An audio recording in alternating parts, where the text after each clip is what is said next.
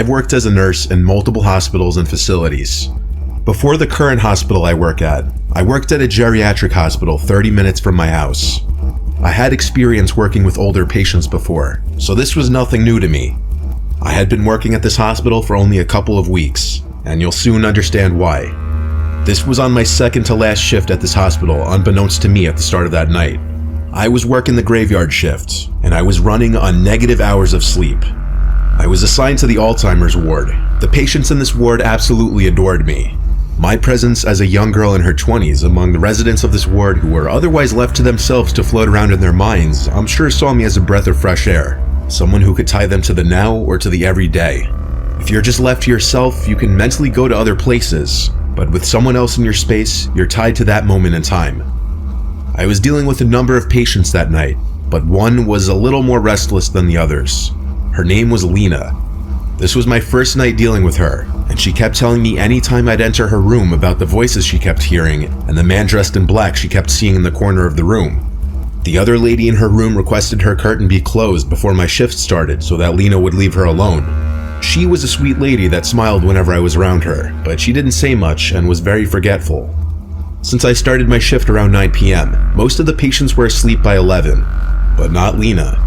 Whenever she called me into the room, she'd be frightened of these alleged voices she was hearing, and the man in black that kept staring at her in the corner of the room. Not gonna lie, it was creeping me out a little. I believed that in her mind she was seeing and hearing these things, and I sympathized with her because I imagined them to be very scary. But still, I tried my best to calm her down and get her to go to sleep. I didn't want to turn on the TV to calm her down because I wanted to be courteous of the other patient in the room. I held Lena's hands and told her it's okay, to breathe and to relax. I reminded her that she wasn't here alone, and I was always just a call away. This seemed to do the trick. Lena relaxed for a while, and the next time I came in the room, she was asleep.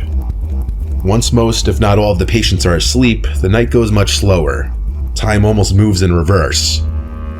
An hour or two later, I was in the linen room stocking my cart when I heard something in the room. It was a relatively small, dead quiet room. I had the door closed too. That's why hearing another noise was weird. I turned, saw nothing, and resumed stocking my cart. Then I felt what I can only describe to be a hand on my shoulder. I looked at my shoulder, jumped, and screamed, but there was nothing on my shoulder. There was no one in the room. Yet I knew I felt something large basically grab my shoulder. I went out in the hall for a second to peek my head. No other nurses in sight. Dead quiet. I had nothing else to do but resume what I was doing. I continued stocking the cart until it was full. Then I turned to face the door, and I fell to the floor and started screaming as my heart was immediately in my throat. There was a man dressed in black standing outside the door, looking through the glass, smiling. My screams were loud enough to wake the entire ward. The man disappeared out of sight through the glass window of the door. Seconds later, the door opened and one of my fellow nurses came in to help me off the floor as I was hysterical. I asked her if she saw the man dressed in black. Her response was, "What man? There's no one else here." We checked all the rooms in the ward. There wasn't anybody dressed in black in there. My screams woke Lena from whatever light sleep she must have been in, and when I came into her room, she started talking of the voices. This time the screams, which she didn't know were my screams. I asked her what this man in black looked like, if he was smiling. And she looked at me, and I noticed her eyebrows point down, as her expression changed to look the most focused I'd seen her the entire day. She asked, "How did you know?" And even with my heart still racing, I felt it skip a beat as she said this. She started screaming now, screaming, "Get me out of here, he's coming." The other nurses came in and tried to calm her down. I was switched to a different ward that night with someone else, and I eventually ended up going home early because I was just so freaked out. I texted the head nurse the next day that my next shift would be my last, that the experience traumatized me and that I didn't really want to be in that building anymore. I got as friendly of a response as I could have hoped for. I've never been diagnosed with anything, nor have I ever dealt with hallucinations of any kind. I'm aware of the effects of lack of sleep, but this was next level. I don't know if my mind started playing tricks on me from what Lena was telling me all night, but the feeling of the hand on my shoulder, the image of the smiling man behind the glass door, matching the description a patient kept giving multiple times. This was one of those once-in-a-lifetime, unexplainable supernatural occurrences. At least, I hope it was once in a lifetime. Before the next story, I want to thank Guardio for sponsoring this video. Stories like the ones you hear on this channel are the reason why you need to be vigilant of your surroundings, but many people spend a majority of their time on the internet, so it's also important to be vigilant regarding your safety browsing the web. Guardio is an easy-to-use browser extension that, simply put, keeps you safe from scams and identity theft, so that you can do what you do online without worrying. By using Guardio, you'll protect your online browsing and information, avoid installing malware and falling victim to scams, and you'll get real-time alerts on any device when your information could be at risk. Everybody's encountered dangerous and annoying pop-ups while browsing the web. Guardio will immediately block any sites and providers that send you malvertising pop-ups so you can browse in peace. Being a YouTuber means hours of work online, so I wasn't too surprised when Guardio showed me all the existing threats on my system. Right now, Guardio is offering a special deal for my viewers. 20% off the monthly subscription if you use my link. So if you want a clean and secure browsing experience, go to guard.io/Mr. Nightmare, link in the description, and check out their affordable premium plan for full protection.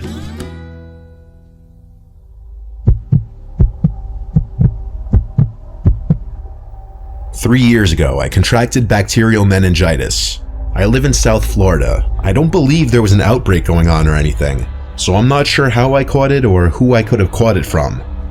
I started developing really bad symptoms: painful headaches, confusion, sleepiness, nausea, and lack of appetite.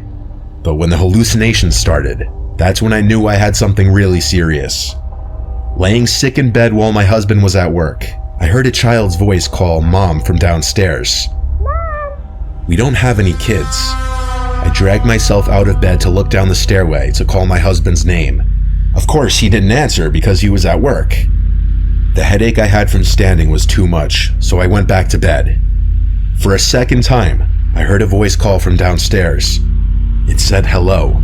Hello. I picked up the phone and called my husband, freaking out to him into the phone that I was hearing a scary child's voice from inside the house, and that I thought I was hallucinating.